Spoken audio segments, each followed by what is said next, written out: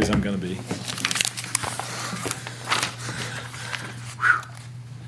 I'd like to call this meeting to order. 35, Tuesday, February 25th. Thank you. Chairman Steve Dyer. Here. Kristen Hurst. Here. Ryan Green. Kyle Cook. Here. Mark Zolinski. Here. All right, Pledge of Allegiance, please. I pledge allegiance to the flag of the United States of America and to the republic for which it stands, one nation, under God, indivisible, with liberty and justice for all. Thank you, America. Next thing on the agenda is public comment on items not on the agenda. Is there anybody in the room? I did not get any speaker slips, and it looks like everyone's an applicant. Yep. Moving on, approval of the minutes. We got 2 minutes. We'll do them separately or together? I was going to do them separately because Kristen was not here last meeting, so. All right, so January 28, 2025. I'll make a motion to approve them as written. I'll second. All right. Steve Dyer. Yes? Kyle Cook. Yes. Mark Zolinski. Yes. Kristen Hurst. Here. Yes. That was 11. Yes. We're here Yeah. there. Yeah, sorry. February 11th, that was my birthday. 2025, I'm old.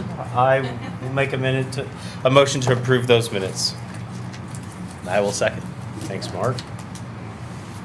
Steve Dyer. Yes. Kyle Cook. Yes. Mark Zolinski. Yes. Kristen Hurst. Abstain.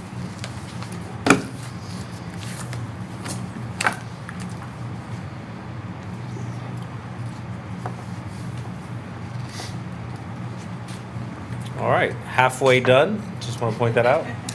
Oh, how wrong you are. Item number 6, application 122320 is tabled. So I'll make a motion to remove it so we could discuss it tonight. I'll second. Are all in favor of taking this off the table? Yes. Yes. Yes. Conditional use 383 West Conshohocken Street. So this is the nursing home. Last week a while ago we tabled it because we had some requests and some things we discussed about making some changes and coming together with a landscape plan. Let's start with. Would you like to start? Would you think the applicant would be better? If you want, since Trevor is here and he wrote the staff report. Yes. Just as a real quick recap, you can go through that and then I can jump into some items that I did not bring up at the last meeting because I'll just throw myself under the bus. I did not look at this in depth enough at the last meeting, so I've got some additional things that I've talked to the applicant about, more relative to some of the engineering pieces with this particular site, not necessarily zoning, because it's a conditional use. Wrapping those into the conversation, I think, would be helpful. So, and then after that, if you wanted to have discussion or then turn to the applicant for questions or further discussion so that they can clarify anything, that's an option you could. Yeah, and we can put those in our recommendations. I have it all drafted. If you do want to utilize some of the conditions that I'll put forth, you can absolutely put those in, and I have those available to read out loud whenever you want. All right, that sounds good. I think they'll bring Kristen up to speed too, because you weren't here last week for this. Oh, I'm sorry. Kristen wasn't here last time for this either, so it'll get her Oh. up to speed on the whole. That is a great point. So Kristen was not here, so this will be really helpful for Kristen. Great call out, Mike. So I'll get out of the way so you can No, you're good. good eye contact. So, because generally most of you had heard this before, I'm not going to go through my staff report in detail. I didn't see anything that was a major concern when I was reading through this. Based on the comprehensive plan and the zoning code that's in place, I don't see any major issues with expanding in this use itself. I did note in there, and I wanted to go through at least the last page, The recommendation. which in your packet is on page 36 and 54. The last 2 items on there, the compliance with codified ordinances, so, which I think this has changed since I've written this report. When I reviewed this, there was not a full landscape plan finished, so some of the comments here and there, such as things like that, those I believe have now been supplied. Sean, please correct me if I'm wrong there. However, this will still be required to get a certificate of approval and that before the site development can occur, before the design review board. So in the conclusion there on page 36, I had recommended in here 2 conditions. The second one, I believe it is moot at this point. The fire department has provided a letter stating that they would like the drive aisle to remain. That's fine, that's part of life safety and that's understandable. Yep. But the other one is mainly just related to the variance that needs to be addressed for the front setback. So this site initially was approved with even a larger setback than what is proposed today. But the maximum setback in the village commercial zoning district is 12 feet. So kind of you guys did nothing wrong, but this was initially approved back in 2019 or whatever it was, kind of not in compliance with the code. So the recommended remedy to that is to grant a waiver to allow for that setback deviation that exists in the property. But otherwise, I didn't see any major concerns, but I know that Sean has had some subsequent conversations and some other items there, so I'll pass it. What's the current setback? So I believe, let me pull it up really quickly, but it's somewhere around 100 feet. 96? Yeah, I think. Well, it says 12 foot is the maximum, but 97 is proposed. Correct. So it's more than what's required. Why is that a bad thing? The code in this case is establishing a maximum setback, which means you need to be between 0 and 12 feet of the property. Why is that? So in when you're trying to create a more like pedestrian friendly or urban type district where you have buildings potentially up near the sidewalk and that sort of thing, a lot of times you will do what's called a maximum setback so that people don't try to set the building way back and basically mess up that pedestrian environment. You want the building closer to the street, and that's what initially Village Commercial was drafted to try and be. It's just this proposal, when it was approved, just did not align with that. Because right now it's buried in the new addition, like it's set back into So residential. So like think about parking lots. Yeah, the Parking current lots on the setback back, is- the side versus up front. Yeah. The current setback is 182 feet based on the measurement I took off the auditor's website, and what they're proposing is about 97 feet. So So will it be- comes closer. Correct. It will be getting more in line with the code. It still just will not be fully in line with the code. Okay. And I think in this case, because the building's already built and this is lessening Yeah. what that variance is. Right. In my opinion, I normally wouldn't recommend approval of the variance in this case, but I think because it's already done, it just needs to be rectified to eliminate any problems down the road. Understood. Sure. I can dive into mine if you want. Yes, sir. Please. So I'm going to highlight a couple items that Trevor already touched on, so I apologize for the redundancy. Beautiful. But items that I will mention, variance to be filed, I think we've already touched on that. I would recommend that this board approve, if they so desire, conditional upon the variance being approved. So you don't have to write these down, I can go back to them later. 2, receive a letter from Monroe Township. Again, we've already touched on that. However, I will add one caveat. If we could conditionally put in there that if the drive aisle can be removed, that the approved CUP would still be granted.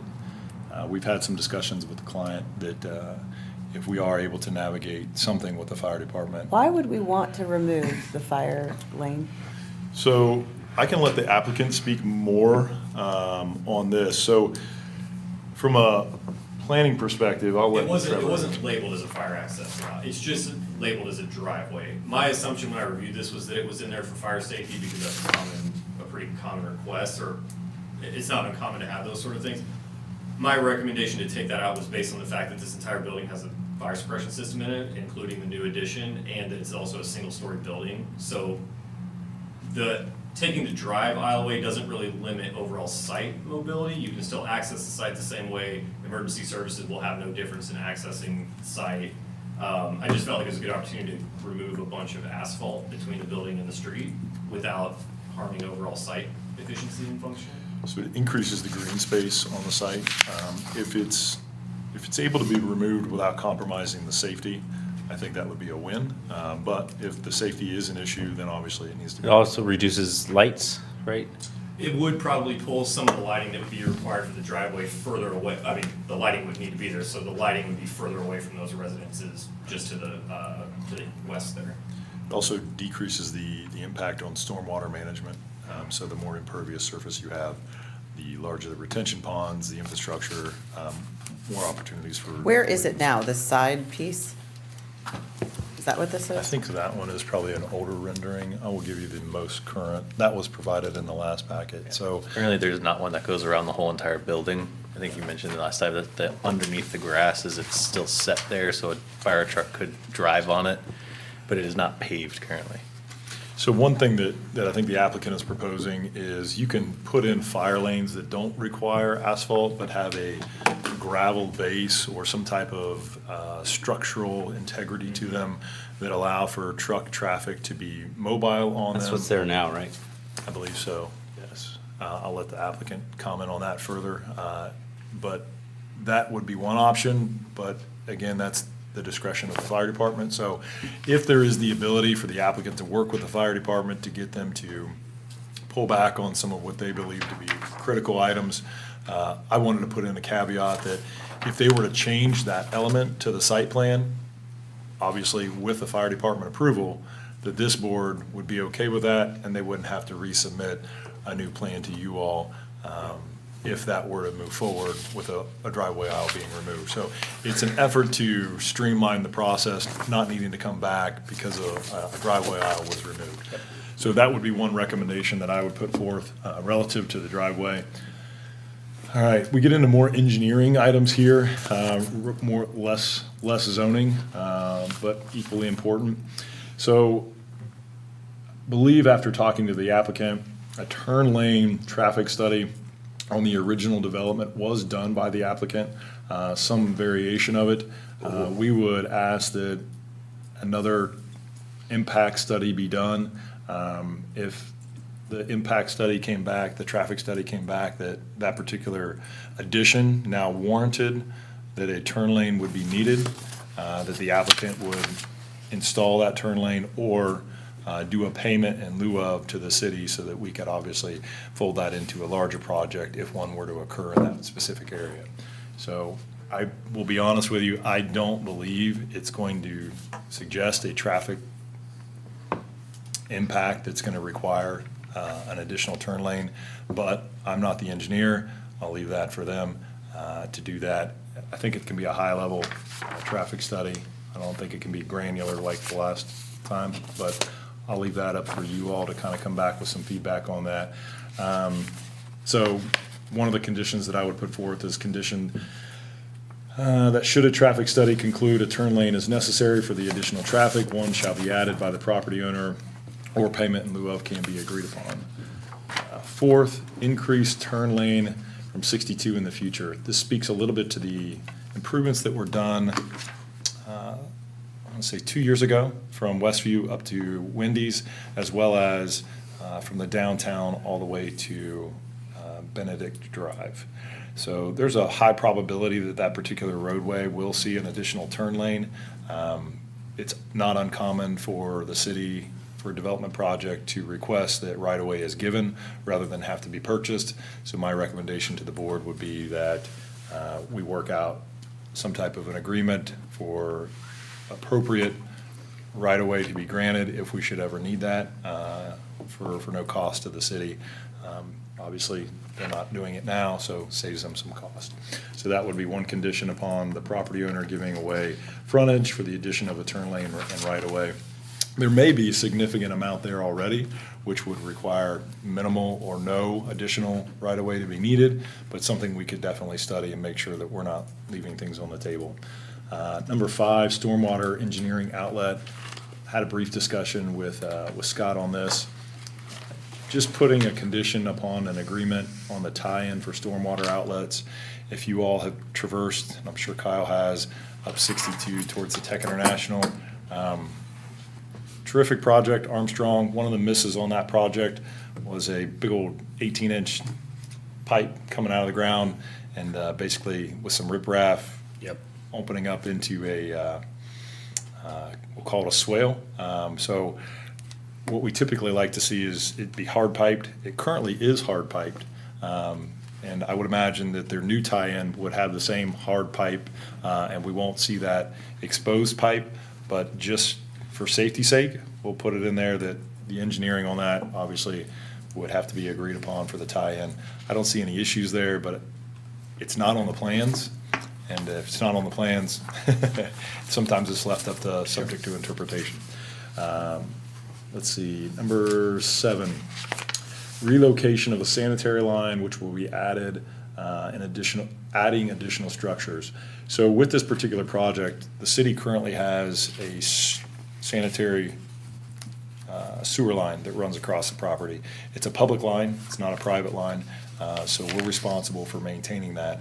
They will be relocating that and adding about 5 additional structures to it, giving Scott some heartburn over there. He's got a flint steel face going on. I'm not sure whether he's frustrated or not, but that's okay. So 4 additional structures. 4 additional structures. Currently, it's a straight shot, so the introduction of 4 additional structures will obviously mean that we, after it has been put in, will have to maintain those into the future. So structures give way after time, as well as pipes. So they will be improving that, but we've asked for some consideration as far as monetary to be given to the city because of those new structures eventually need to be replaced rather than that straight line. When you say monetary considerations, what do you mean? And like, So have you some talked type amounts? of payment, yes. We have, I believe they're looking at around 50 for the sanitary. And then there's another item that we've talked about, almost getting to that. But yes, to Sorry. clarify, whenever I'm saying some type of payment consideration, yep, that's I usually. don't know if it's a percentage or, Yep, yep. yep. Let's see. I did skip over 6, so I'm going to go back to it. Typically with development, you'll see the requirement, again, going back to that stormwater piece, that curbing is installed. If you recall, up on a house that was recently done, curbing had to be installed for that particular area, as well as sidewalks and the underground infrastructure for that stormwater. So with this project, the initial project has an open swale. I don't feel that it's fair to ask the applicant to go back on what was already approved. However, with the new section, the 3 new lots that are being incorporated into this particular development, I do feel it's appropriate to say, hey, we are going to require the city standards for the improvements that are going to be made there. So curbing would be installed there, as well as any necessary piping for the stormwater of that particular development. I'll give you further background. There's already piping there, so they'd be alleviated from that expense. However, curbing is not there. Having a conversation with Scott, I think we both feel like putting curbing in there whenever a turn lane may be installed at a later date may be wasteful of their funds and potentially the city's. Having to remove that, sometimes it's more complicated than installing it. So we've worked out a conversation and probably have to haggle a little bit more on the price of this, but some type of compensation, roughly around 30, 35. I believe they tossed out 24. The reason I'm putting it at 30 or 35, I'm adding 2 drops with the run of that. It's not unlikely that 2 additional drops would have to be put in and then connected to the pipe. So I put in a $30,000 provision, actually 35. If we meet in the middle, it's probably 30. And I haven't given Scott a chance to react to that, so I'm not sure whether he's going to be agreeable to that or not, so I'm putting him on the spot tonight. That is all the comments I have. Just a couple. Just a couple. So I think it's a beautiful time to bring up our applicant. Do we know if the existing sidewalk is all good all the way through that as well? Great question, and I forgot to mention that. The existing sidewalk is in conformity with the specifications that would be required for the city, so that would not be on the applicant to replace those. If they were not there, however, great call out, Mark, they would be required to install those up to current code and conditions for that area. Yeah, I think in, project-wise, I think we've added the park setting, we've added beefed up landscape. I don't know if you guys have seen those all. Yes. I think we've addressed all Yep. that, and hopefully you guys are comfortable with that. We've submitted for the variance and everything as well. the fire lane, I mean, we don't have a preference. One way or another, quite frankly. I mean, it resulted out of an initial conversation with the fire department saying that we needed to have it. And in specific, I guess regards to that, they were not happy with the grass-covered Okay. surface. They just don't want their trucks to sink and not be able to get around, I assume. Exactly. Or get dirty. Yeah, because there's some significant changes. Or get dirty. There's some significant changes in grade around this Yeah. building, and They think it's gonna move. They were very concerned Yeah. with their trucks being able to navigate that. Well, I think we're all on the same page with that. Yeah, that's fine. Yeah. It's whatever they As I say. said, they called out section And- 503.1 of the fire code, which they have to have access within 150 feet of every part of the building. Right. So this spot over here does not probably have 150 feet unless we put a lane over there. That's correct, that's correct. And the other thing we talked about, or that we did to address concern about the lighting was, we basically removed the lighting other than 2 pole lights that will be out in front of the building where our sidewalk area is. But on the drive itself, going around the building, it's eliminated. We have lights on the building itself, and the cutoff is the edge of that. Payment? Of that fire lane. So we're not gonna have any spillage, any closer to the property line. Okay, so with the applicant still up there, did you guys have, not talking about Sean's ideas, did you guys have any questions for them while they're here or anything to bring up? No. I was appreciative of the improvements that were made, especially to the little park area. I think the people who live over there will be much more appreciative of that as well. And I saw an addition of a lot of landscaping, so. Yeah, the landscape looks Yeah. great. Looks good. I'm impressed. Do you feel like the lighting changes that you made still keep that back parking lot safe? The existing lighting that's already there will remain. Okay. It was only. Oh, I thought you were saying you were like shutting that, okay. Only the new lighting that we. I kinda had the same thought. You're talking about that fire lane, the new part that's going all the way around. Yeah. You know, with the lighting only going to the edge of that, which I get the reasoning for that. Cause we talked about noise or light pollution into the new addition. Is that lane safe to be walked on or, you know, whatnot? If it's, Yeah. is it pitch black or is it? No, there are lights on the building itself, on the backside. That you feel like give adequate, like, We'll give okay. adequate Okay. light for that. Like, yeah, I'm like, I mean, the other thing that I had thought about is that if there's a concern that of the general public using that as an access drive around the building. No. We could certainly Yeah. put, a chain or gate there that only the fire department would have access to unlock. you put those speed bumps in there and then, like, that'll stop it right now. Yeah. I mean, that is a good point. I'm sure But some, I you can guess I always never manage thought about that, later. but you probably will have And some. you Yeah. don't want anyone driving there anyways. Correct. You don't want the wear and tear on there. Yeah. Okay, so no comments from the board, no questions. All right, moving down the list to Sean's list. Mr. Stanislaus, what do you guys, that you guys had a conversation before, you talked about it? We've had some conversations over the last week. I think I've thrown most of those at Scott. The only one that I probably wasn't completely settled on was the traffic study piece of it. I had referenced it and mentioned it, but I hadn't come to a final conclusion on that. But after consulting with some engineers on our staff, just a cautionary provision. Again, we don't feel, but I don't have the statistical data to support it, don't feel like an additional lane is gonna be warranted. Also, taking into account, these are part of the variables that get looked at, you're actually removing 3 curb cuts on 62, which is an added bonus. Yep. And you're filtering those into one, which will probably honestly improve safety. Yeah. Specifically on that hillside, so, again, I don't think it's gonna warrant it.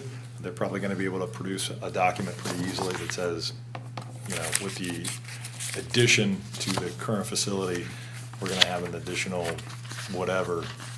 I would be surprised if it came back and said that. However, out of an abundance of caution for the city, so that we don't get harassed at a later date from the citizenry of Johnstown that this is now causing traffic snarls and issues, we have to do our due diligence to protect us, to have to correct that, for the traffic to be What less curb cuts are congested. we eliminating? The Three homes, So, three there's houses. three The houses that are right there. homes. They're not referenced. And a on fence, here. maybe?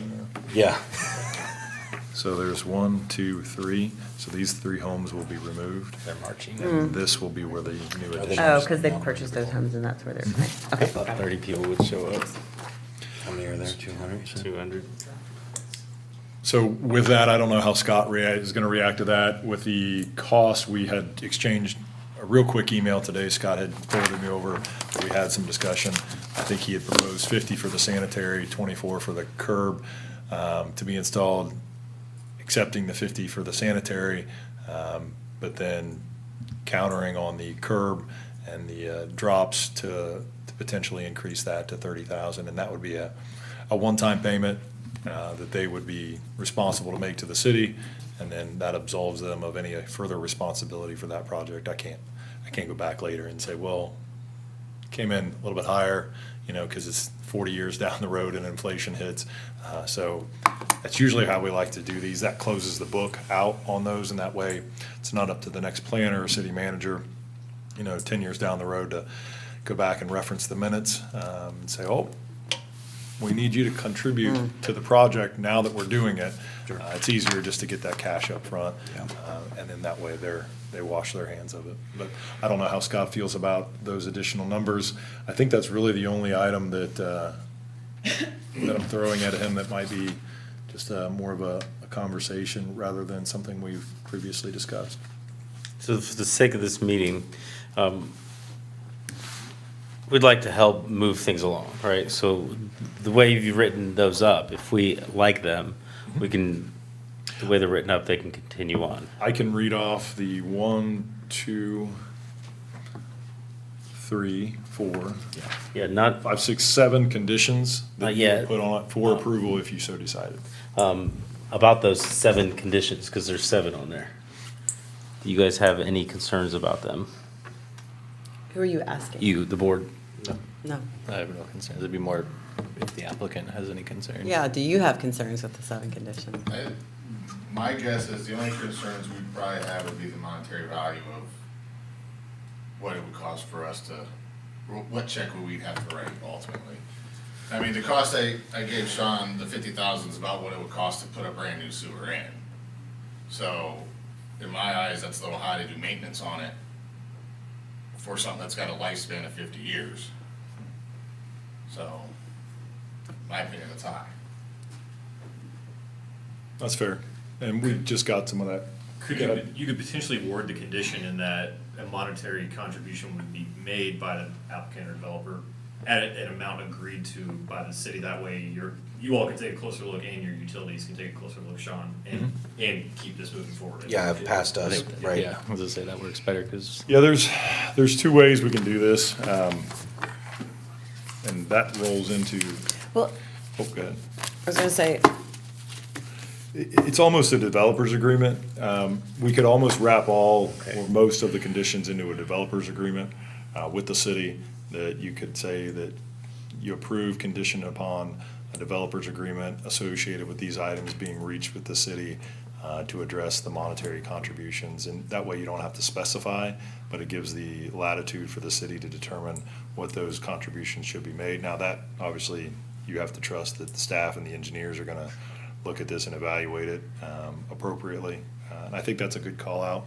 I didn't read line by line. I'm looking at the real quick numbers. I think I got it around 3 or 4, which is good because I think I gave it to him on Friday. So he was trying to get his work done. So no fault of anybody there, just a matter of timing. So if the cost to do the entire thing is 50 grand, then probably a $50 or $50,000 payment is probably something a little higher, but I think I will stick probably to that curb cut and drop situation. So maybe we take off one and give to the other.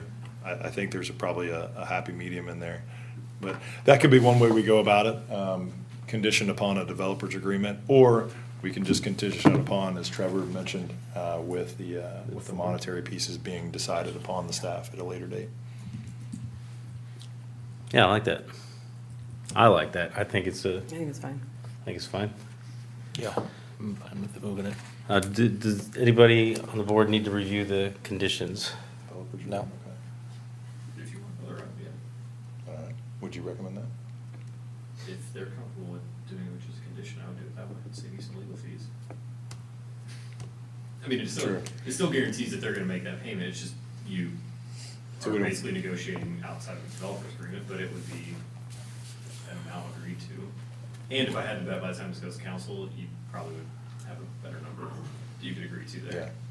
So first option, to avoid legal fees, you would say just do it as the condition and not do a developer's agreement? Yeah, I would just do it as a condition upon this, because that's still a binding. Yep.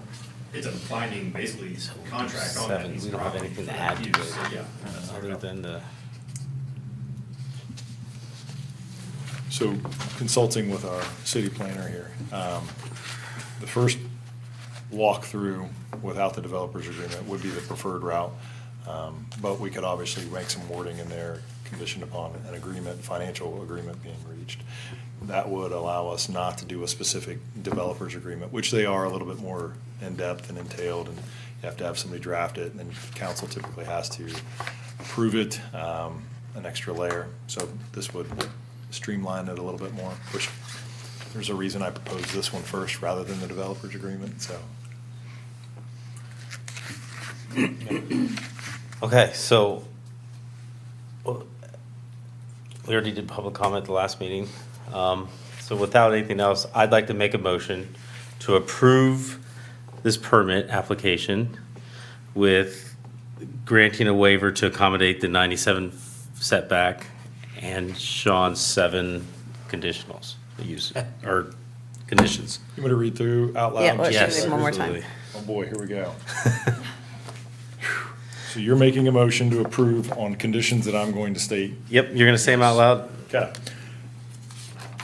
Conditional upon approval of a variance being approved at a follow-up planning and zoning meeting, to be approved no later than 60 days. Yeah. Second condition, and I don't think this one's gonna be relevant, but we'll put it out there anyhow. Second condition, that if the drive aisle can be removed, that the CUP would still be granted with an alternative site plan removing it. Third condition, that should a traffic study conclude a turn lane is necessary for the additional traffic, one shall be added by the property owner, or a payment in lieu of can be agreed upon, and that payment shall be discussed at a later date with staff and approved by staff and the developer. 4, conditioned upon the property owner giving way road frontage for the addition of a turn lane and right-of-way. Again, staff would sit down with the applicant to determine the appropriate square foot, or appropriate footage of right-of-way needed to accommodate the turn lane. 5, conditioned upon an agreement on the tie-in for a stormwater outlet to be approved by the city engineer. 6, conditioned upon the payment in lieu of improvements to be paid to the city in the amount of an agreed upon between staff. And then 7, a condition for a one-time payment of a determined sum to be made by staff, agreed upon by the applicant, the increased infrastructure needs for the sanitary sewer. Gosh, that was a lot. Hopefully, Teresa, is that gonna be? It's fine. Okay. My only question, and I know he's already made a motion, so I Fire don't know away. if I can even ask a question, but should we remove provision 2, because that's the fire lane that we've already basically determined that needs to stay per fire code, and I think that's the one that was like, if the fire department says that it can be gravel with something, with like grass over it, that we're okay with that. yes, yeah. And I know they kind of, like, it sounds like the fire department was. Sounds like they're not going to, Again, but they're we're not okay with it if they but- agree to it. Is that what we're Rather just saying? make it easy and not have to rely on Like, it. You're I right, don't know Mark. better than them, so I can't. No, and I almost hesitate to put it in just because it sounds like it's pretty definitive. So Yeah. I don't have any issue if you want to remove that or if you want to leave it in. I don't think if you leave it in, it's going to affect it negatively or positively. If you take it out, I'd like to leave it in. Yeah, I think at this point, let's just leave it. okay. So I second the motion, is that cool? Yep. Long motion. I get what you're saying, though. All right, That way we don't have motion to by go through it again. Steve, second by Kyle. Steve Dyer, Yes. Kyle Cook, Yes. Marcel Ziski, Yes. Kristen Hurst. Yes. Thank you. Job Thank done. you. Now you have to work with the city. Easy peasy. Easy peasy. Confident the city's gonna do a good job. Application 1-275, variance, 39 South Main Street, sign. Last minute staff report, but it's not technically a current staff report. It is relevant. No, that was one of my- when I played planner before I had you. Okay. If you want, I can introduce since I kind of hijacked it. If not, you go right ahead, Steve. No, I think that's a fantastic idea. All right. Didn't want to stick my nose where it's not wanted. So the variance for the two wall signs is before you. To save myself some stress and headache, I went back and found a previous staff report relative to the same request being done, albeit a different zoning district, GCC 2. This one is GCC 1, but I think the recommendations are relevant. And for background, they did approve it. You have the minutes, I believe, associated with what I gave you. The request from the prior applicant, which just for clarification was Chase Bank, they were requesting 3 wall signs, and the board did approve 2 wall signs. So Chase or Huntington? Huntington was actually used as the reference point from my staff report as another building in the area that had been afforded the same variance. So now I'm actually stacking them up against each other. So Huntington was first, then Chase was granted a variance, and the applicant is requesting a similar variance, albeit in a different zoning district. But we're starting to see a pattern. With that pattern being produced, I think it's probably relevant that we have a discussion at some point to possibly change the code. But not to get into the weeds tonight, it does look like precedent has been set in the past that would afford this property owner some ability to have 2 signs. However, I think some of the considerations that were given in the past was that they were on a roadway, 2 roadways, from the recollection of the one that's downtown. With these, they're not necessarily in roadways, but they're on private drives that exist within a shopping center. So it just wasn't like they were putting a sign facing a residential district with no public access to the back or any type of vehicular traffic. So that is the old staff report that was given. The other one that I'll introduce was B&T Insurance. I do not have the minutes or the record of that, but I do know that that did go before the zoning board, and they did permit 2 wall signs to be utilized for B&T. The Crowworks sign that was there before, I don't know whether staff had them go through the zoning variance process. Teresa may be able to speak to that, but I would guess that it probably, staff did not walk them through that. So the prior signs that did exist there were 2 Crowwork signs. They only had 1 sign. Oh, I'm sorry. Well, then, I Not correct to myself. interrupt, sorry. No, that's relevant. Yeah, I thought they did. They only had 1 sign. Well, now that he said that, I think we need to keep that going. 1 sign it is. Thank you for clarifying. I assumed Thanks for that they coming. had it. I think PNC had 2. Correct. PNC did have 2. Okay. Yeah, PNC had 2, but Crowworks only had the 1. Okay, and PNC may have been put in prior to the new adoption of the sign code. I knew Crowworks existed after it, so Yeah. that is helpful information. Thank you for clarifying. So that's really the staff report that I can give you verbally. Just as a fun fact, we did have, and I'm going completely off topic here and I shouldn't, but I'll call it out now because I won't get an opportunity. We had some discussions about a street tree variance at the last meeting. You will find in this particular meeting minutes, that very discussion, and a street tree request for variance was not granted by the board, so it did not create a precedence. I totally went completely sideways there, and I'm gonna bring you back to the sign. Got it. And I'll shut up from that. Thank you. Would our applicant like to come up? You can start with your name, please. Yeah, Zach Kazee. I'm one of the doctors at Professional Vision Care. But yeah, basically we'd just like to have 2 signs, one on the Main Street side and one on the Fallon Place side. we see, well, last year at our old location, we saw 2,500 exams and patients there, and we're hopefully expanding at our new spot. And we bring in a lot of patients from Utica, Sunbury, New Albany that are going to be coming up 62, down 62, and up 37 at that light and intersection there. And if you're there right now, there's just a blank building with an outline of a sign there that with nothing there because they can't see the Main Street sign. So I think it'd be really nice for us to have that visibility for our patients to be able to find us and bring all those people into downtown Johnstown. All right, thank you. Any questions for our applicant from the board?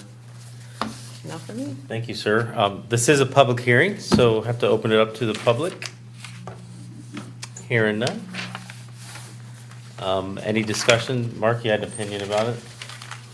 No? I'm good.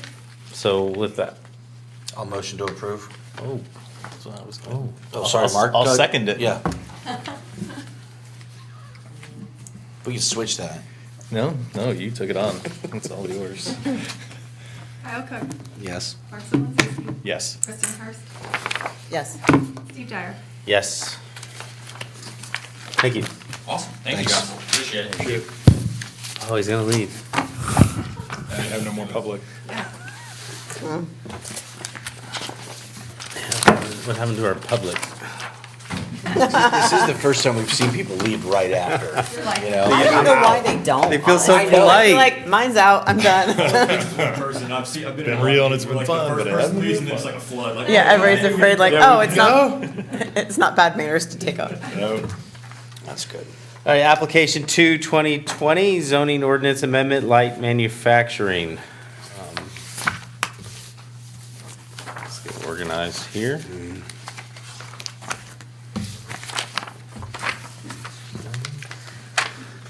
This one, Trevor did a report for. Trevor, would you like to lead Yeah, that, please? Happy to. So yeah, the item in front of you this evening is a request to change the LM zoning code, which we went through one of these last year for a much more broad set of uses. And so the difference between that request and this one is that this request is for one specific use versus a much broader kind of array of uses.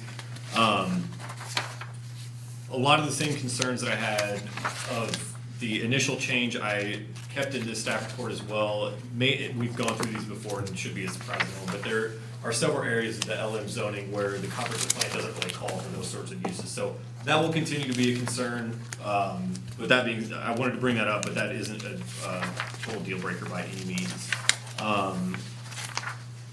I did want to point out too, this is on page 52 of 54, you know, this use that's being proposed is also allowed or would be allowed in the Johnstown PD that's near the Intel development to the south. I wanted to put that in there because that was a comparison that we did during the last review as well. When going through the code amendment criteria for review, again, this starts on page 52 and continues on 53 and 54. I didn't see anything major that would cause issues for the city, so in this case, they have provided some data related to traffic, trucks, things like that. I think some of this data came in after I wrote the report, so Sean will have a little bit more to add, but really, volume of truck traffic, I believe, was going to be around 11 trucks a day in 2030, which are spread amongst 3 shifts throughout the day. So again, no mass influx of vehicular traffic that I can tell based on the application in front of us. And I'm trying to think the other. So while I didn't have any overt concerns about the use itself, I did want to take the opportunity on page 54 of your packet, there, under the conclusion section, I'm recommending several conditions be applied to this. So I refer to these as permitted uses with conditions, meaning they don't have to go through a conditional use permit like what we just reviewed for Johnstown Point, but they do have to meet those conditions in order for the use to be approved. So if an application comes in, Sean or your planner or myself will review that and say, hey, this looks great, but you need to, you know, your property's not 15 acres or whatever it is, and so you can't do that use here. Obviously, in this case, the proposed property is larger than 15 acres, so it does work. But that's the sort of reason that I put those in there, is just so to put a few conditions around those use and to make sure that there was enough room on any future sites that, you know, that you would have sufficient room to build a building if needed and have vehicular space. So the conditions that I'm recommending, the use shall be on a parcel of at least 15 acres in area. Any outdoor storage should be behind the front plane of the building and should be screened by an opaque fence or wall. No portion of the facility, associated storage areas, or circulation and parking areas shall be any closer than 100 feet to any abutting residential property line. And all activities related to manufacturing and packaging materials shall be conducted within an enclosed facility. Goods may be stored outside so long as they're within that screened area, but all of the actual production of the products themselves should be conducted indoors. If you have any other questions, I'm happy to answer them to the ability that I can, but that's my report. I'll only piggyback 2 items off of that, just to expand on Trevor's report. As he mentioned, the city did get further information from the applicant that helps to clarify 2 items that were kind of left open from Trevor's analysis, and rightfully so. I think he did a very fair analysis on this. Understanding that we obviously have a desire for economic development, but not wanting to put it at the expense of the citizens. And like I said, he's appropriately looked at the traffic.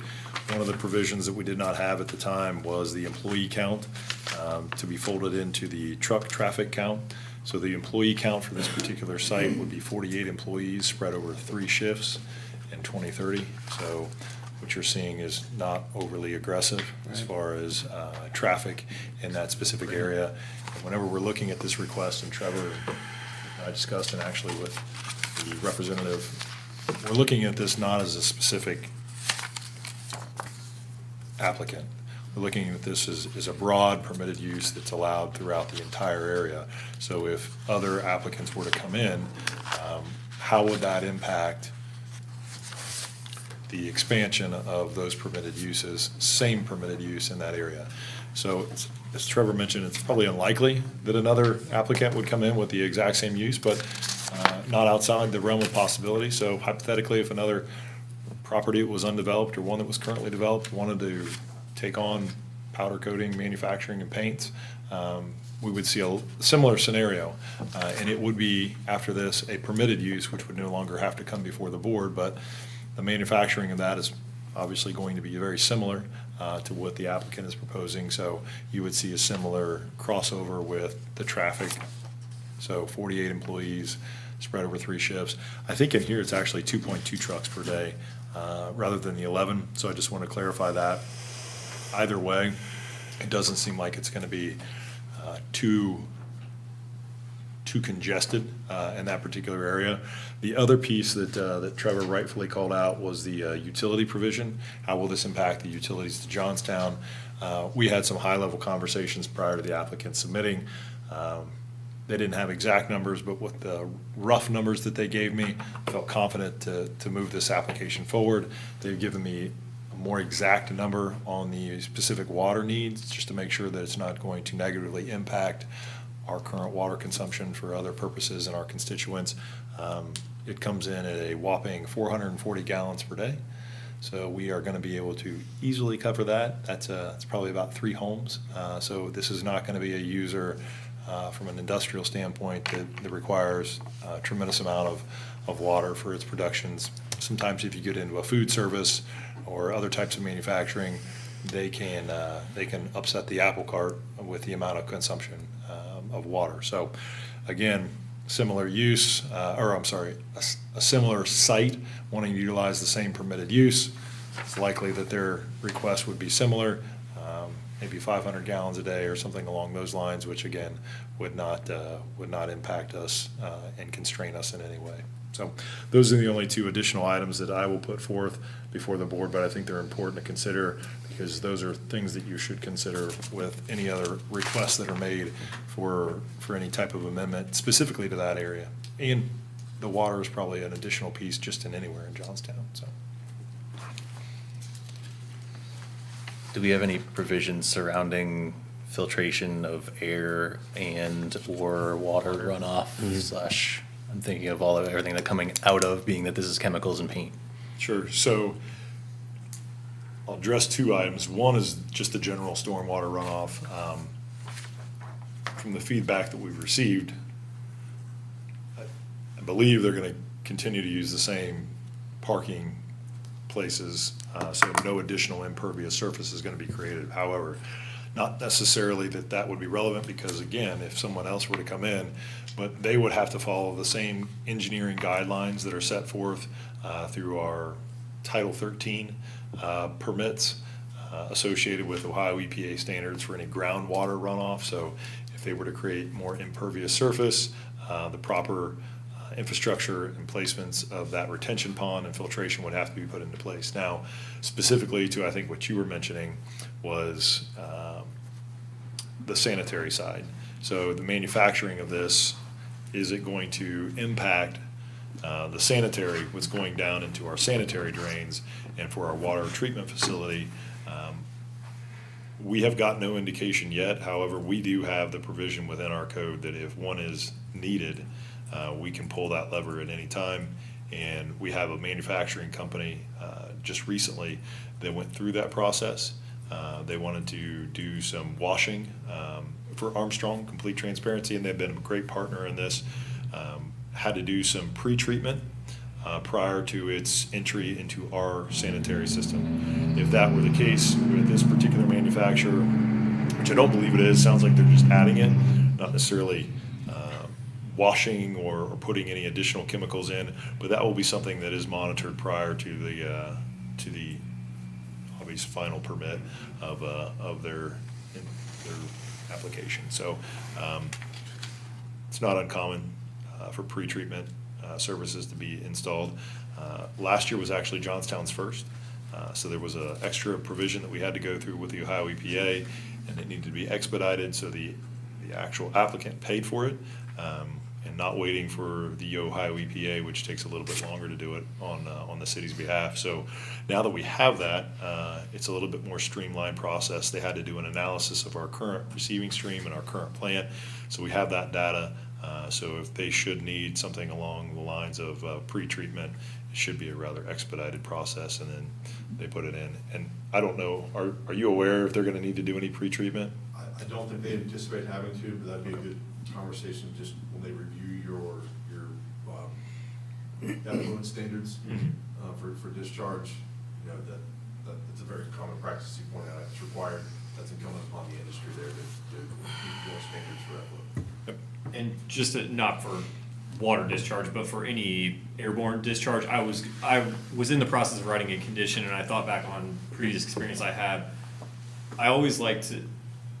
I don't like to put those sorts of conditions in, because you all as a city don't really have an enforcement or Well, that's what my testing question is, because mechanism. how much administrative work would that take to enforce it? So my recommendation there is, obviously the state EPA has their standards, the federal government also has their standards for what is acceptable for pollutant discharge, for lack of a better term, airborne. So my recommendation always let those services do what they're designed to do, which is protect us from that. Now that doesn't mean if you see something, if you see something, say something, obviously, but I would be hesitant to recommend some sort of condition, because the laws and regulations that are in place at the state and federal level are very specifically tailored for all of those sorts of uses, and I don't think my expertise is gonna be any better than that, I guess is what I'm getting at. To expand on what Trevor stated, we do have a provision within our ordinance that prohibits noxious odor. Yeah. So if they were to do some type of noxious odor, it may meet all the clean air quality standards, but it may be a noxious odor. You can go, yeah. We do have a provision in our ordinance that says that's a clear violation. You're gonna need to take corrective action with filtration. That is something that's being visited with the current industry located in then particular area. So I think that water and air was a big concern for the board. It sounds like Great there's call. levers to pull, like you said, and then the state and federal standards as well. Yeah, I would hesitate for y'all to adopt something kind of off the cuff, because it Okay, may, just it may, because. even with the best intentions, kind of conflict with other existing regulations, and so, why bother? Okay. If you want, I'm sorry, Steve. No, go ahead. The only thing I was gonna add is if you want, I can walk through, this process is a little bit different than a variance process or something you've probably seen before.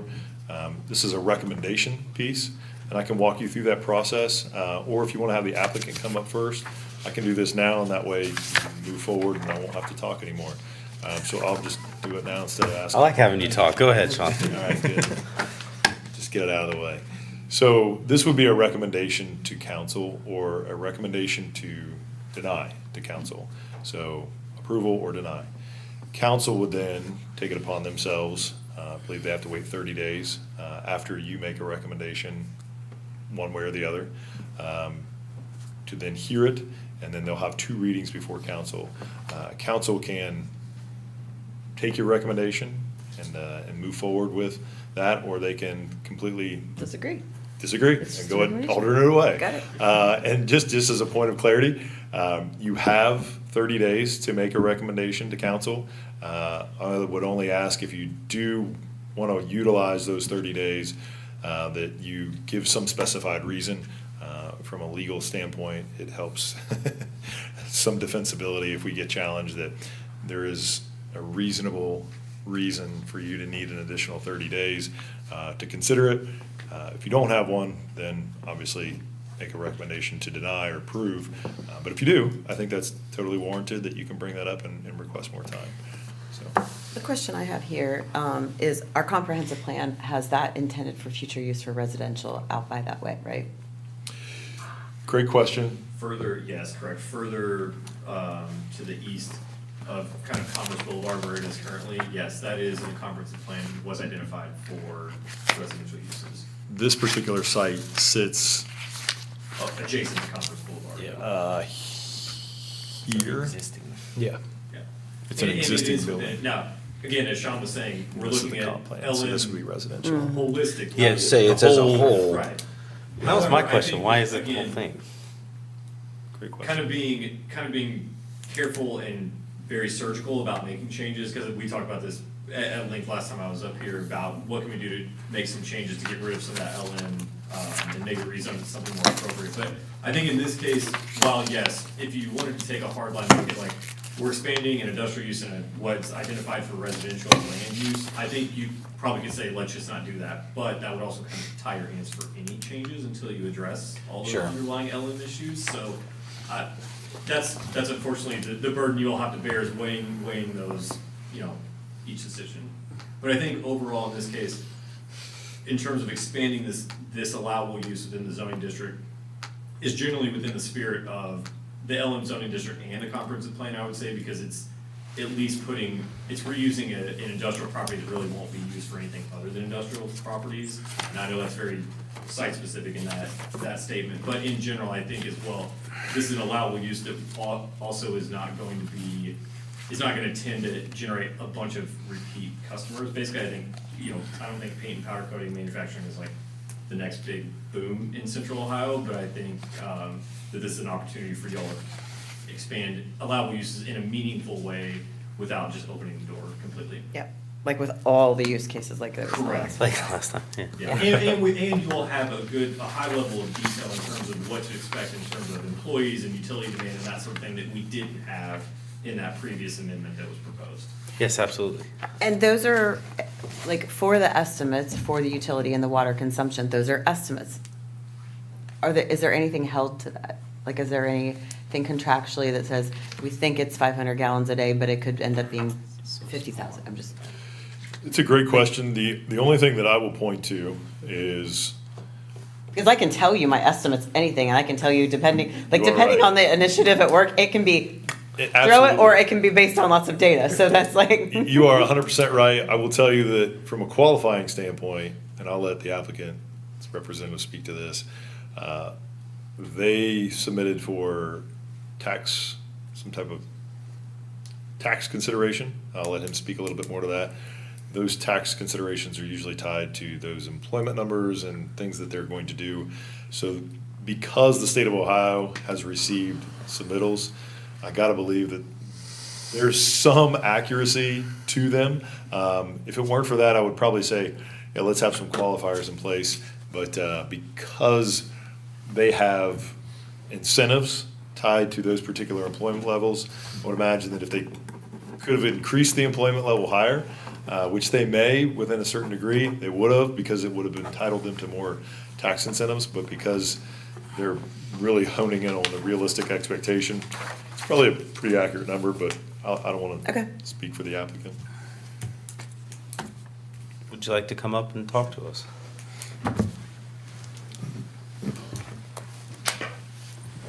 Good evening.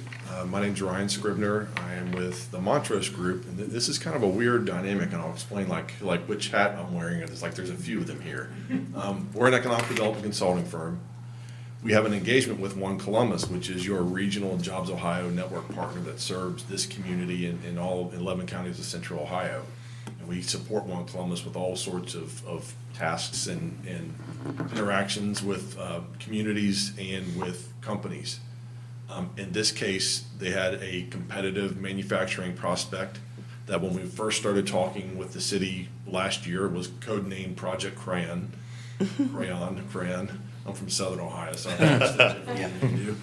And it was shrouded in confidentiality and non-disclosure agreements, and it was a competitive multi-state site search to decide where this company was going to make this investment. When they started to hone in or zero in on this building, on this location, in this community, they realized that their use wasn't explicitly permitted in the existing zoning code. The remedy was the application that has been presented. Since that time, the project has become more public, and that they've settled that they want to be here, not somewhere else. So that's a good thing. It speaks to a nice community that can accommodate a good new employer that wants to bring capital investment and job creation here. But I'm here as agent of the property owner, who is the technical applicant, paid by One Columbus, our client. But I share that in that, like estimates, One Columbus takes their relationships with the communities that they serve very seriously.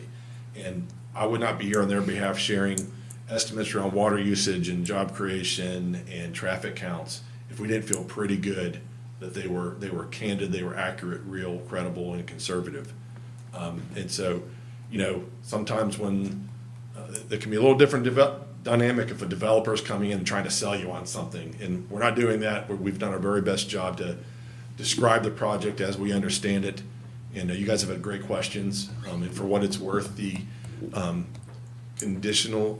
conditions for permitted use with conditions, I can understand them. They make sense to me entirely because we recognize that we're asking for a change to your text. It's not about a specific site or a building. And you got to protect yourself from unintended consequences if other uses within the LM area popped up like this. Well, you've probably read those uses, and we look at them and say, huh. So we recognize that it's an interesting a little, scope allow for that's a very, I guess, kind way to put it. But we're very deliberate about not opening it up hugely with the intention of not wanting tons of traffic in that area. So, So that's no, the that's balance. fair. In this case, I would just add, it is, and I don't need to sell you on anything necessarily, but, the opportunity you've got a vacant building to be occupied with the use with a good company that's gonna have some good paying jobs with probably as minimal impacts to traffic and utilities as any entity that's gonna take occupancy of a 135,000 square foot industrial building. So maybe it's the best of both worlds, hopefully, in this case. And if you put the appropriate guardrails in place with your future permitted uses, that you mitigate any unintended consequences of modifying your zoning text. Did we get with this like a projection of what the the tax revenue would be off of the business, and how does that compare to other That's great. buildings that are comparable size? This is a good question. If you don't mind me sharing, I believe the number we have is 48 employees, average salary, median salary is, hourly wage is about 35.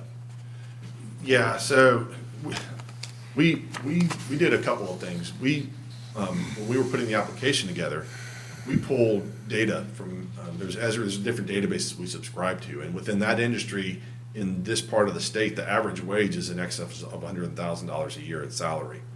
The way that these conversations work, so the company did seek a job creation tax credit from the state of Ohio. That's where this kind of got public here in the last couple of days, because there's some public processes where they grant those. And the way it works is companies never want to overcommit and underperform. Yeah. And so the numbers that may have been shared within the JCTC conversation are probably low and very conservative, because if they don't meet their numbers, then there can be clawback provisions and all sorts of ugliness that everyone wants to avoid. So at the end of the day, it's a competitive market, it's a tight labor market. You have some serious competition for workforce and talent that we haven't even, the tip of the iceberg here with what's happening in the region. And so they're gonna have to compete with that. And so wages are only go up from whatever they've committed to in those conversations with the state for their incentives. I was excited to hear the $35 an hour. Not overly excited, obviously, we like, $100,000 a year salaries, but that 35 is definitely higher than a lot of the industries that are currently located out there. So, That was my question, like comparatively, how does that, Yeah. like, it's in a better, yeah, it's about 70 a year. well, I could do that math. What I'm saying is, how does that compare to like other like businesses? The total tax revenue that's coming from that 135,000 square feet or whatever that is, how does that compare to other 135,000 square feet? I would say it's favorable as a comparison goes to other industries that are located out in that area. Without disclosing what Yeah. other companies pay out there, it's gonna be on the higher side That's of that. fair. That's what I'm looking for, Yeah. is like, is it a smart use for us to put that there in that land? At the risk of sounding facetious, it's 100% higher than what's there now. Well, there's that. That is true. I'm like curious about the opportunity cost. That's, Yeah, it and what sounds like was it's a there, this is significantly higher than what the wages were there before. I think the average wage was coming in right around 17 or 18 bucks an hour. Okay. So this is, It's definitely upgrade. that's the That's what I was direction. trying to get at. No, fair. No, you're good. This is a really relevant question. It dives into the economics of it. I try not to utilize this too much for the consideration of a zoning permitted use, but I think for just general conversation, I think it's fun to have and it's exciting to hear. Well, I think So, like you should have those financial discussions as part of zoning. You should, I agree. Sure. Yeah, you should definitely take those into consideration. Yeah. Okay, I'm good. Yeah, you don't want a warehouse, so. So the building, are you using it all? Are they using it all? Is it like, do they have room for expansion? Are they gonna do well and keep moving on? I honestly, I can't speak to that with great certainty, and I don't want to speculate.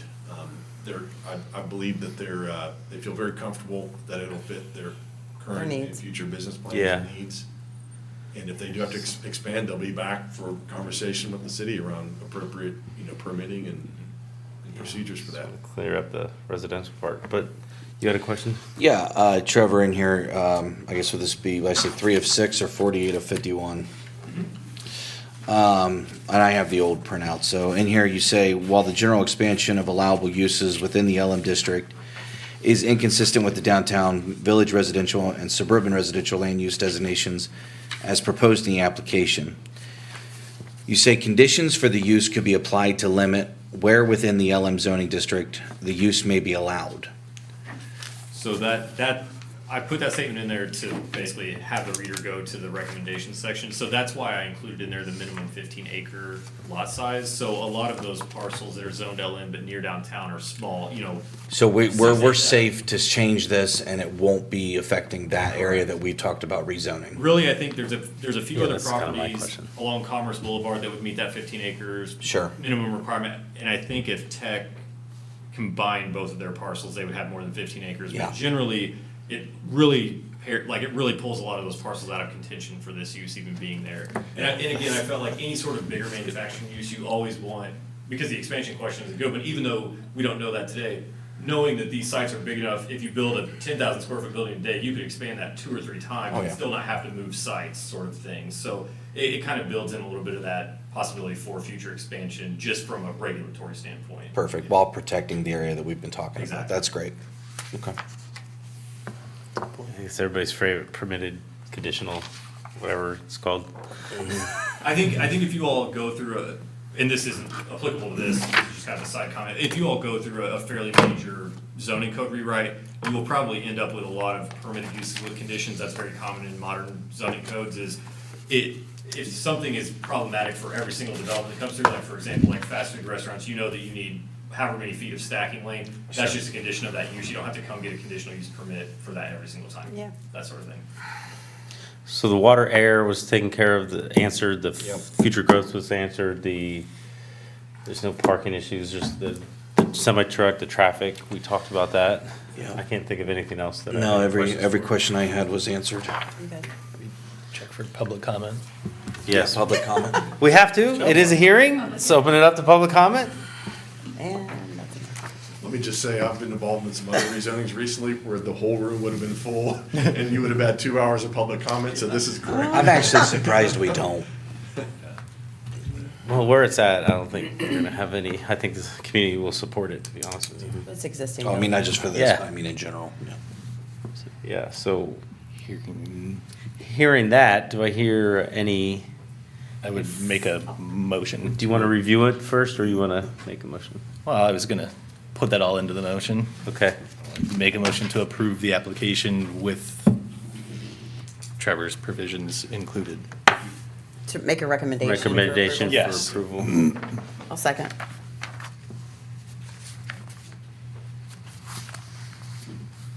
Mark Solonzuski, Yes. Kristen Hurst, Yes. Steve Dyer, Yes. Kyle Cook. Yes. Okay. Thank you all very much. Thank you. Thank you. It's exciting. Good to see you at the council. So, Now I'm curious what the company and is. if you haven't seen the news release, I'm I gonna can go forward it over to Google. you. It was already in the dispatch. came I saw out. it. Didn't already It's on our Facebook page, but I've got an email here. They told me last week. Sean, I don't hardly get on Facebook. Did you use see it on the photo album. dispatch? I know. It's a photo album, that is it. I said, you guys are gonna really soon, if like they decide. Proof that I actually listen. My God. Yeah. Yeah. Like we could just Regardless put the of whole what thing on. everybody Well, but That would've been all good. What does he do all day? it's very well This one documented like and he said, taken care of too, so it's appreciated. Cool write-up. Is that the dispatch one? I'm not sure. This is. Johnny was quoted in the dispatch. Thanks, Ryan. Oh, so that's a different one. I didn't see that one. So this is from One Columbus. It's an international company. All right, if I could Where are they continue here based to other business not on the agenda. Anybody have anything? I would like to talk about, since Trevor's here, we did talk about coming up with new definitions for what businesses are allowed in that LM district. Stole it. Go ahead. Is that, moving forward, I don't know if this is reasonable, if Trevor could come up with a list of recommendations for us and then we could review it. I think that's probably, because I've been kind of thinking through procedurally the best way to do this, because and part of this is, Let me give you background real Yeah, quick. go ahead. It's going to save you a heck of a lot of conversation. So at the last meeting, and I haven't shared this with you yet because I knew this was going to come up here, and I had two thoughts. One was get with Trevor, amend this application to go off of what you all recommended the last time. The other thought was let's keep this one nice and clean because the economic incentive piece to it and not muddy the water. Yeah. So I chose to do that, and I didn't get with Trevor. What I'll tell Trevor right now, they had a great conversation at the last meeting relative to cleaning up this, and I want to clarify what I understood, and Teresa put it in the minutes, and I actually went back and referenced the minutes, and she made sure I did. It's not so much that they want to add additional uses. yeah. They want to remove some of the items that make us look like we're back in the early 1800s. 1800s. No, that's, yeah. And so if we could just. We're code with those, 1900s. That's it. Remove the weird Yeah, things I- that don't put people out of So compliance. this isn't going to be overly complex. Yeah, It's if just that's- if remove that's that. what we'd like to do, I think probably the best way to do it is just, I'll take a look at the code and just provide some general thoughts, like an audit. Like here, this probably could go or be replaced with. But I don't this. think we want to add anything. I don't know how you guys feel. No, I don't that's know fair. that we add anything until it's a case-by-case basis on a needs basis Yeah. because With a we're plan. not looking to extremely expand use out Right. there when we want But it to also, be. at the same time, I think probably something that would help you is like right now it talks about like sheet metal manufacturing, but at the same time another type of indoor manufacturing using similar products but not exactly the same would be no harm to the city either. So I think just Rewording it, yeah. It's just making sure that we're not inadvertently limiting ourselves Oh, yeah. with the languages in the code. That's is fair. what I'm hearing. Yeah, Okay. exactly. And then then the also other to your point was the rezoning, sorry. Yeah, that's what I was gonna say. You know, of the small portion And I think- of light manufacturing. That's more or less what I've been spending some time thinking about, and I think probably the best way, and again, I'm happy to come with kind of like a roadmap for you guys to talk through, but I think it would be good before we move down any of that path would be to get council's buy-in as well. I fully support it, I think it's a good idea, but what I'm used to in terms Yeah. of like procedure is just, you all would make a recommendation of, hey, we should probably take a look at this because we know that we have some zoning that's inconsistent with the comprehensive plan. It can be high level like that. It doesn't have to be, here's exactly what we're gonna do, but it's always good. You all as a recommending body, council just says, hey, yeah, we think that's a good idea, let's look at it. And then we'll kind of start that process, if that makes sense. Well, yeah, and even in the PD district, to what Kristen was saying last time, they have an ABC, right? Like a different level of light manufacturing. And, Yeah. yeah, I mean, I would like to make a motion to have council, you know, I'm happy. Just take a look at that, just yeah. take a look at that. Happy to do that, yeah. So I can do that and send it to you. I don't know, I'm happy to send it to Sean, you guys can talk through it, whether I'm here or not, but I Well, think. and for those parts that are intended to be part of the downtown, like, how do we move those, can we move those out of light manufacturing? Or narrow the scope of what's permitted there, And I think. but without putting anyone I- out of business? Like, that's not my goal, you know, or out of compliance. right. And I Like, think- and slowly, and maybe there's an iterative plan to say, as businesses move, those things are removed, and you like, and we like keep those in mind. Does that make sense? So I'm just making this up. There's an auto mechanic. Totally making this up, and I don't know if there is one.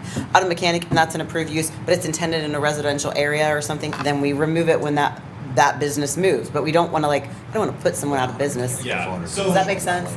No, it does. That does make sense. And so what I'm thinking is a way that we could do this, and again, this is just me kind of spitballing as I'm thinking about this, but I think we could put some conditions on a lot of the uses that are already allowed, similar to what I just recommended for this meeting. Yeah, that was perfect.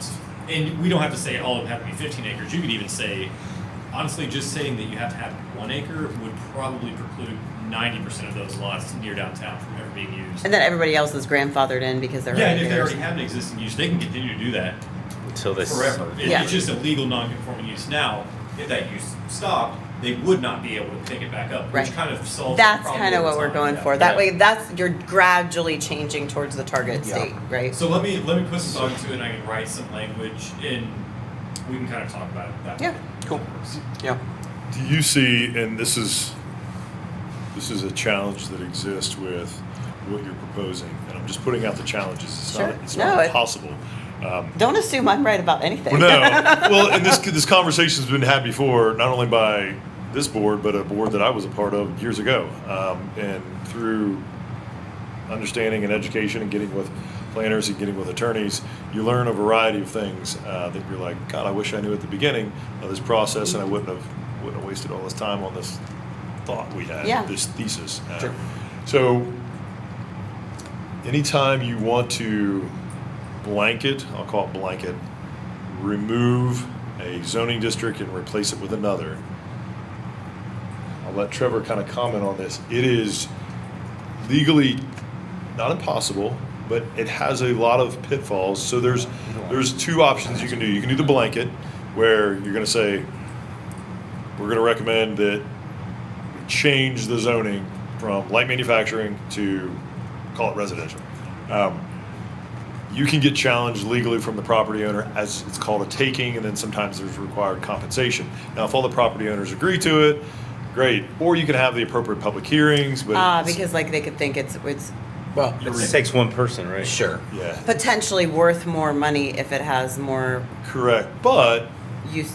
you of it. have, and I will tell you right now, you have a particular property owner that wants to do something on their property that's light manufacturing, that's wants to do a residential use with it.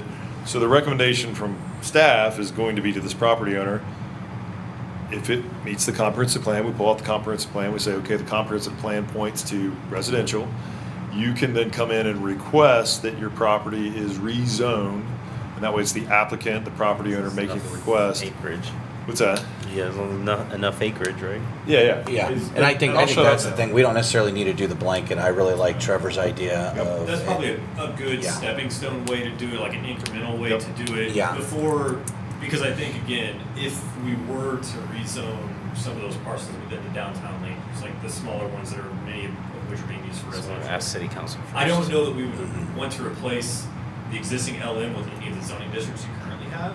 So I think at this point, if we can tailor the LM to kind of, damage control is not the right word, but just really limit where kind of impactful uses go in the future, Sure. would go a long way, and it would buy you all some time to kind of Come up with what would be methodically work through appropriate it. there. Yeah, exactly. Yeah, I think that's perfect. Because I think based on just based on geographically where a lot of that LM is, I foresee in the future in downtown getting a new zoning district that reflects the true like residential neighborhood Yeah. component of it and the kind of Main Street commercial component versus the GCC one now, which basically has already made all of your residential non-conforming. And it's So- been shifted over the years. If you look at GCC one 20 years ago to what's now, it's slowly modifying it, but I think at some point there's probably gonna be a cleaner way, and that's what we have these guys to navigate us. But I think a great way to start would be to just look at what you have, pull out what you don't want, and if needed, to replace it with just something that's a little more contemporary in terms of verbiage. But then also apply some conditions to those uses that we think might be a little more likely to occur multiple like. times, just to make sure that you don't get everyone trying to speculate buying 2 residential lots on, Gardner Street or something, trying to turn it into a industrial use. It's like, that's not what the city wants, and that's not really Right. the best use or location. Real requests that have happened recently. So all this hinges on if city council wants us to move forward. I think it's just good to get their buy-in. I think. Yeah, I it think, just makes right, it- because we are an So extension he of them, made like, a motion, right? doing what they Yeah, I made a motion. want us to do, so that makes sense. So in the past, You did. He did? yeah. So do we need, Say it again. My motion to do whatever Trevor's saying to do. I would make a recommendation. I forget how I motioned it. City We'll review it and council come up with a to review- recommendation. Review it and come up with a recommendation for, Yep, to review the LM zoning district, and I'll second it. And to clarify, not only just for permitted, but in, as it We'll leave it to relates the experts. I'm smart enough to know what I know now. Yes, exactly. Exactly. I vote aye. Yes. You did great. Yes. Steve Dyer. Yes. Kristen Hurst. Yes. I'll make a motion to adjourn. Second. Aye. need to go walk my You guys dog. did terrific tonight. I'm telling you what, that was